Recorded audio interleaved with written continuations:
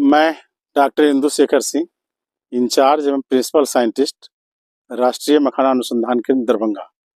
मैं वहाँ से आया हूँ क्योंकि सर ने निमंत्रण भेजा था मुझे।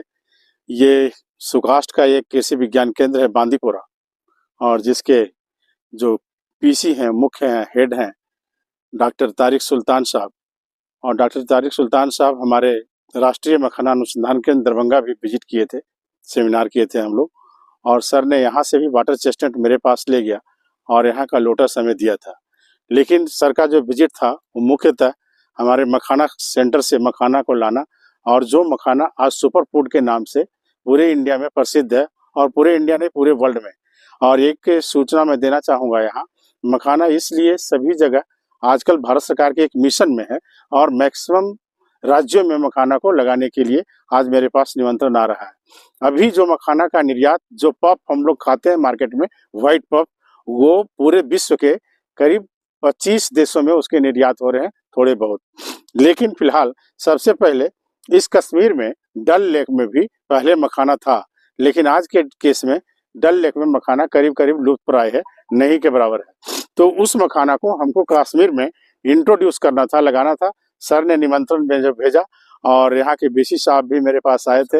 हाँ, प्रोफेसर नजीर साहब ना, नजीर साहब, प्रोफेसर नजीर साहब का इंटरेस्ट था कि ये मखाना सेंटर में से ही बीज लाया जाए। मैं वहाँ से बीज, हमारे डॉक्टर तारिक सुल्तान साहब वहाँ से लेके आए थे, पहले बीज यहाँ था। और ये मखाना को बीज को लगाने का सही टाइम है नवंबर दिसंबर, जो दिसंबर में आज हम लोगों ने यहाँ पर डिमॉन्स्ट्रेशन भी किया है कि मखाना के बीज को यहाँ पर हम लोग ने डाल दिया है पॉन्ड में।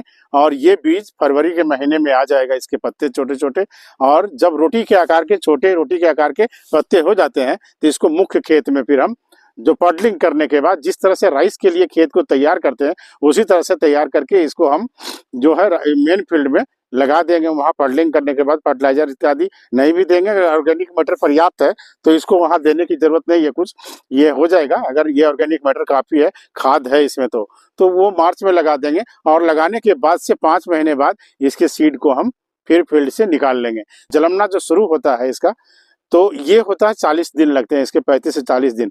हो सकता है कश्मीर के कंडीशन में ये 50 से 60 दिन लग जाए, तो मेरे पास टाइम है अभी।